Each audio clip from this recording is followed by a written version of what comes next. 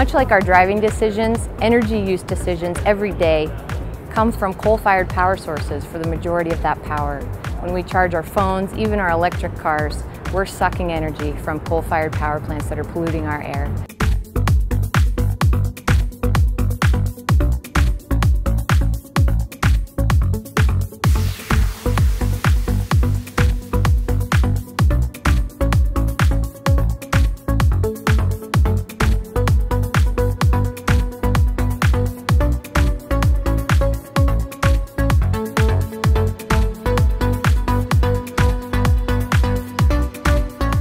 We must transition to renewable energy if we're going to change the course of air pollution in Salt Lake City.